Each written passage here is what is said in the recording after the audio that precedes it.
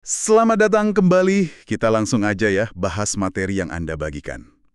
Fokus kita kali ini, bab 9, hukum nama. Ini menarik banget sih, karena bab ini bilang kalau aset paling krusial merek itu dalam jangka panjang ya, bukan produknya, tapi justru namanya. Kedengarannya simple, tapi wah, implikasinya gede nih. Siap kita kupas tuntas. Iya, betul sekali. Seringkali kan kita mikir yang penting produk unik atau jadi yang pertama gitu. Tapi bab 9 ini ngingetin keunggulan awal itu bisa hilang, bisa ditiru kompetitor. Yang nempel terus di kepala konsumen, yang bikin beda setelah bertahun-tahun, ya seringnya tinggal namanya aja. Nama itu jadi kayak jangkar persepsi gitu. Oke. Mari kita bedah lebih dalam argumennya. Bab 9 kan bilang, dalam jangka panjang, sebuah merek tidak lebih dari sebuah nama.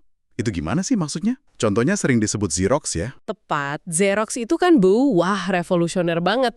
Mesin fotokopi kertas biasa.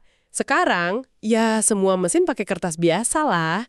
Udah jadi standar, keunggulan teknisnya udah. Ya gitu deh. Tapi nama Xerox itu sendiri masih kuat banget. Kenapa? Penulisnya bilang karena namanya pendek, unik, kedengeran canggih gitu. Jadi aset paling berharga Xerox sekarang ini, menurut bab ini ya, bukan lagi teknologinya, tapi ya nama Xerox itu. Persepsinya itu loh yang bertahan. Itu poin penting banget. Tapi kalau memang sepenting itu, kenapa kok kata bab ini banyak pemasar malah salah langkah gitu soal nama? Agak aneh ya, elemen sepenting ini kok diremehin. Nah ini dia nih, bab 9 ini nunjukin adanya semacam perang dingin lah di internal perusahaan antara kubu produk sama kubu merek. Nah, kubu produk ini seringnya lebih dominan. Fokusnya ya ke fitur, performa saat ini, mikirnya, produk bagus pasti laku kok. Akibatnya, muncul nama-nama yang generik atau deskriptif banget yang jadinya lemah. Di bab ini dikasih contoh hipotesis, coba bayangin kalau dulu Xerox pakai nama perusahaan lama plus deskripsi, jadi Haloid Paper Master. Mungkin ceritanya bakal beda banget ya, nggak sekuat sekarang. Haloid Paper Master. Iya juga ya, kedengaran kaku dan kurang nempel gitu dibanding Xerox. Jadi, terlalu fokus ke produk aja, itu malah bisa jadi bumerang buat nama mereknya dalam jangka panjang gitu. Bisa jadi, bisa banget. Apalagi kalau semua produk di kategori itu udah mirip-mirip kualitasnya. Kayak mesin fotokopi zaman sekarang kan, apa coba yang bedain? Seringkali ya cuma persepsi kualitas aja. Dan persepsi itu nempelnya di mana? Ya di nama mereknya. Nama yang kuat itu bisa nopang persepsi itu, meskipun produknya udah nggak seunik dulu.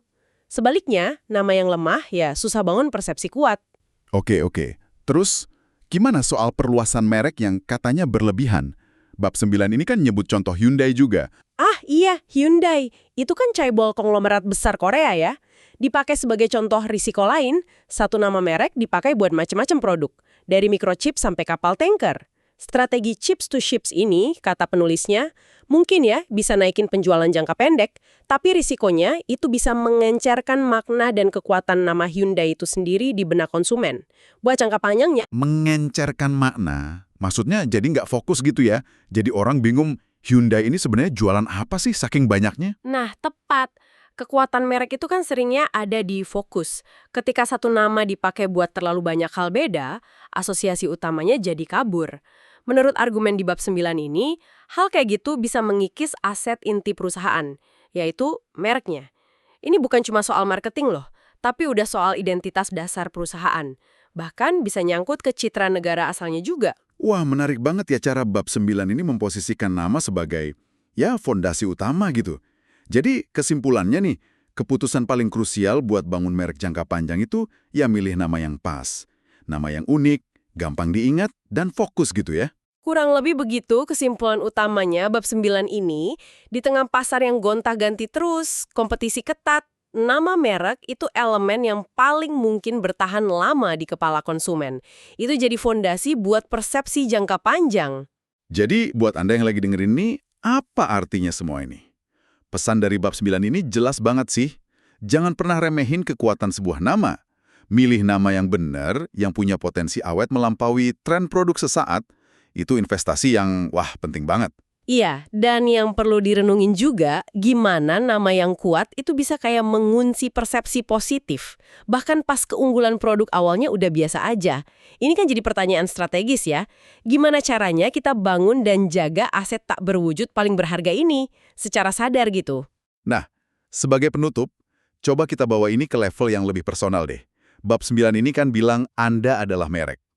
Kalau merek Anda itu pada akhirnya adalah nama Anda, gimana caranya Anda mastiin nama Anda, entah sebagai pribadi profesional atau sebagai bisnis, itu benar-benar ngegambarin nilai inti Anda. Dan punya daya tahan positif di benak orang lain, nggak peduli zaman berubah kayak gimana. Sesuatu buat Anda pikirkan lebih lanjut ya. Sampai jumpa di pembahasan kita berikutnya.